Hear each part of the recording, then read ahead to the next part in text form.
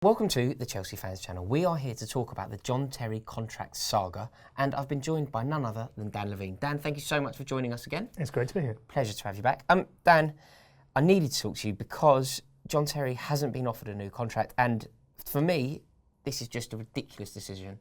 But I know that often you can shed a bit more light onto a topic that perhaps I wouldn't see with my naked eye. Does this make sense on any level? I think a lot of people will say it makes very little sense, but of course there must be some sort of thinking behind it from the club. Terry, of course, announced it at MK Dons after the FA Cup game, and I think a lot of people were coming back from the match and all of a sudden felt just crestfallen about the whole thing. You know, I've seen a lot of people saying stuff on Twitter about how they just can't believe what their club's doing at the moment, and that does seem to be a very widespread feeling. John is, of course, using the media to get his best advantage, as he it's his position to do, and he's welcome to do. But it does seem at a time when Chelsea just haven't really got a great deal of backup options, like a very curious decision. I can't make head nor tail of this on any level. I think that John Terry, his age is irrelevant when he's the best defender at the club. So to lose him now, in a period when we are definitely at a junction where it's probably our most troubled for the past decade at least. Certainly, yeah. Why on earth would the club, if we just play devil's advocate for one moment, what would the club gain out of this? Why would they lose a player of his magnitude? Well, Chelsea have had for a long time this policy of giving players over the age of 31 just a one-year deal at a time. And I think if you watch John, he has slowed down a bit. I mean, pace was never a massive part of his game, to be fair. It's all about a lot of it's done up here with John, isn't it? Positioning and also his influence on the pitch is something you can't put a price on. But they see a guy who's 35 and he's getting old and is slowing down. And I suppose the way they look at it is it's a bit of a luxury we can't afford. Now, of course, it's difficult because you've got two PR offences here, one from the club, one from John, who are saying different things. But it would appear what's happened is that John has put a certain price on his own ability, on his own skills, and the club just aren't willing to meet that, which is something exactly the same as what happened with Frank Lampard, if you remember, and look how that ended up. Yeah, it was a disaster. But do you know what you're saying there, which sort of makes sense, is what I can't understand is it's not as if the club have made him an offer. The club have point blank offered him nothing, and therefore it's effectively a sacking, isn't it? You know, if your contract isn't renewed, that's the end of the road. Surely the club, if they wanted rid, they could have come out and said, made him a derisory offer, and then it would have put the ball in Terry's camp. Well, it's difficult to know whether offers have been made and what constitutes an offer. You know, we had this with Lampard before. People said, well, was he given an offer? Was he given a contract? Of course, there's a long process. People get, during dialogue, they get given several offers. So we can say with Lampard, there was an offer, but there was not a contract offered because the contract is the very last thing you do. The club say the dialogue is ongoing, but then John Terry came out after the game against Manchester United and says there is no dialogue between me and the club at all at the moment, which, ouch. What does that mean? Where are we going to end up with this? Well, this is a very difficult position to put you in. I'm sorry, but I'm going to have to ask you because I know that this is what people watching will want to know. Will he get a contract? Sorry. I know. Do you feel like he'll get a contract? Well, there's a lot of other things to consider. And of course, just sitting on the fence for a second, Kurt Zouma, of course, suffered what may be a very, very serious injury against Manchester United. Now, Chelsea have got how many centre-halves? Well, Zouma's out. He could be out. If it is what it looks like, it might be a cruciate injury. He could be out for 6 months. He could be out for a year, worst case. There's Gary Cahill. Who wants to be on his bike anyway. And there's John Terry, who the club want to get rid of. And then you go below that level, and you've got Matt Miazga, who is, I mean, I've never seen him play, but I would imagine Ivanovic is only going to work if you can find somebody else to play at right back, and that means Azpilicueta, who plays at left back, Baba, who's nowhere near Premier League yet. And then you're down to, do we bring back Papi Djilabodji from his loan? Yeah, Christensen maybe. It's a disastrous thing when you say it like that. But surely, if the club follow the route that you've just taken us down, the only option is to give Terry a contract. Well, I think, sad though it is for Kurt Zouma, I think that injury probably does swing things in John Terry's favour. However, at the moment, it seems like there is no plan to do that. there's been a feeling at the club for quite a long time there needs to be renewal, that there needs to be a turning of the generations, and we've seen that with Ashley Cole, with Petr Cech, with Frank Lampard, and John is the last of the lot. Yeah, but I respect that time waits for no one. That the club has to move on, but do you not need a character like John Terry around the club? Just not if we say that he's not going to play a lot of games, that's fair enough. I don't agree with that. I think he would, but let's say that he won't. Is he not still worth giving a contract to have around the club as an influence? Is somebody to coach Matt Miazga in the way of the Premier League? Absolutely, and I think that's the biggest argument for keeping him. And there's been no real succession planning there. If you look at the way that Terry himself was brought through with an arm around the shoulder from Marcel Desailly, exactly. Who was one of the world's greatest defenders at the time. Yeah. And that doesn't seem to be there. He's done that to a certain extent with Kurt Zouma, and look how beneficial that's been. Absolutely. But not just in terms of sort of training up a successor. Also, as you rightly say, it's about having that big personality in the room. Liverpool know this, Man United know this, about having legends close to the club. This is why there was that battle in January to try and get Didier Drogba back, which only failed because Chelsea couldn't persuade MLS to release him, basically. Yeah. So you wonder why there's all of that effort to try and get in a big personality like Drogba when there seems to be no real appetite to do it with Terry.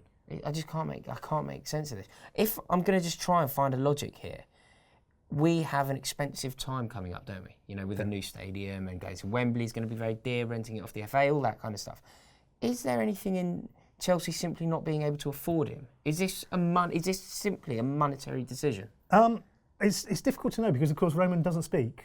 No. Roman never tells us whether he's a bit hard up or whatever. You see stories about the price of oil sinking and him having less money. He's still got lots and lots of money. Yeah. I think if we had a whip round, he'd still have a bit more than we have. Right. But I'd be prepared to do that. If it would help keep Terry at the club, I'd certainly do my best. I could definitely contribute £20.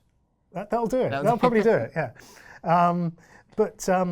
There is an expensive time ahead. The other thing is that the club seems to be committed to the principles of financial fair play, and at the moment it seems to be you don't get money to spend on players unless you free it up somewhere else. Right. Now there's some money that's coming for Ramirez, of course, and looks like a very, very big bid potentially for Oscar if we want to get rid of him. But in the scheme of things, I'm not sure getting rid of Terry saves a massive amount of money. I mean, he's on a big old wage, but what does he cost to replace?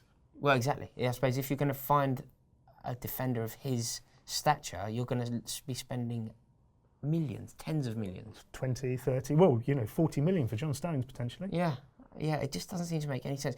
Do you think, I'm really interested in the answer here because I know that you have a knowledge and are more inside the club than I am.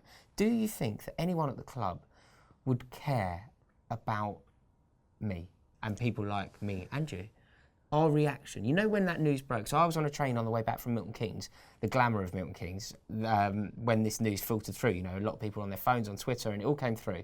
And people were furious. And actually, it was actually more poignant than fury because it was sadness. People were upset. And it definitely took a tarnish off a good win. People loved the FA Cup, it took a tarnish off that. The whole day became about this saga with John Terry. People were upset and irate, and were venting their fury. Do you think that has any impact? If we were to do something, as a fan network, if we were to try and do something, do you think they would listen? Well, a lot of people will say this is the way modern football is, that we're all just customers, that clubs don't really care about us, they just want to get somebody else another bum on a seat and somebody spend a couple of £100 in the megastore. And that is true. I'm afraid that is the reality. But to be fair, look at what happened when Rafael Benitez was appointed as Chelsea manager. Look at the uproar that followed, that was at the Man City game, his first game. It's a beautiful thing. It's one of my proudest moments, that and Brentford away. I love Brentford away as well. The club knew it would be unpopular. They had no clue it would be that unpopular, and it really, really took them back. Really? Yeah. Look at the reaction to the attempt to take over Chelsea pitch owners 5 years ago. That really took the club aback. They didn't realise they were going to be into this realm of basically open warfare with the fan base. Don't mess with us.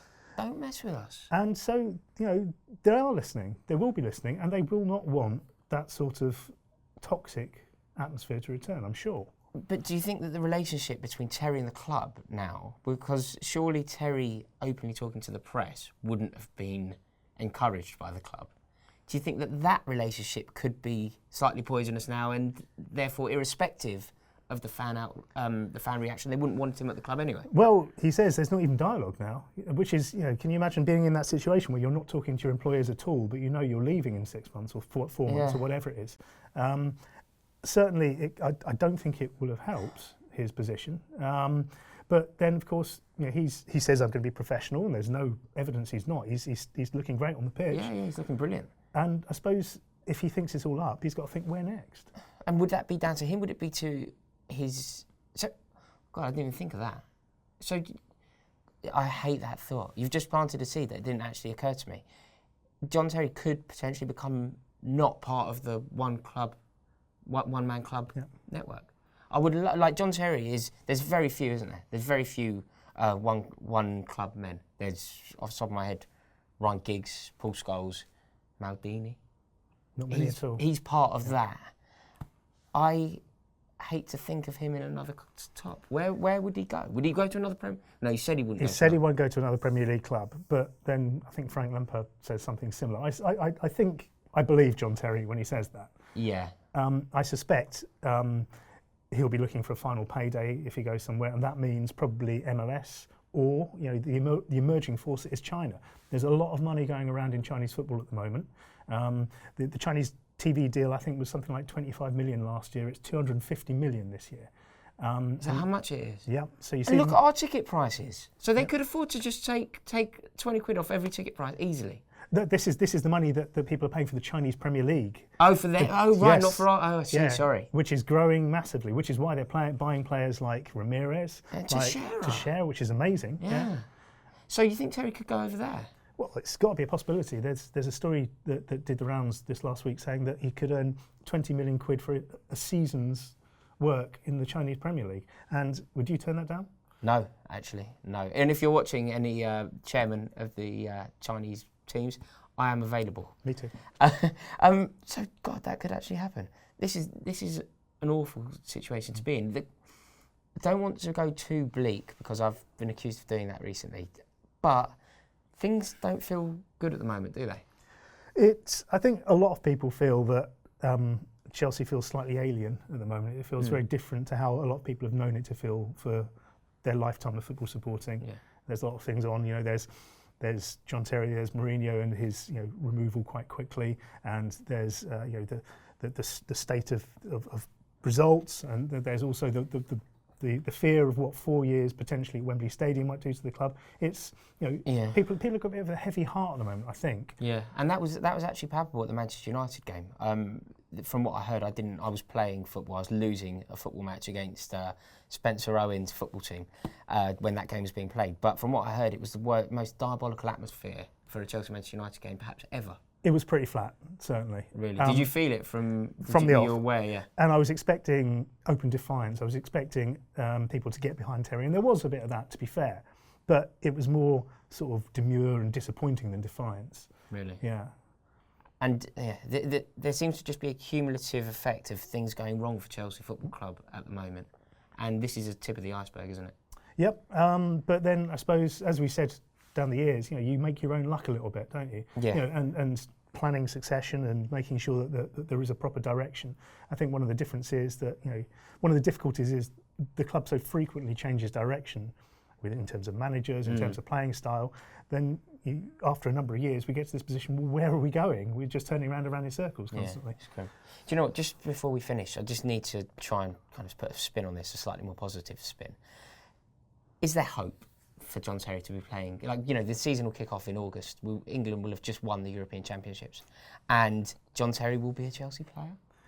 Well, never say never again, as they say. There's room for optimism. Yeah, he says that he's been told it's down to what the new manager decides. We don't know who the new manager is yet, but then you've got to remember that the new manager is going to be appointed by the same board that have just told John Terry he's not worth a new contract.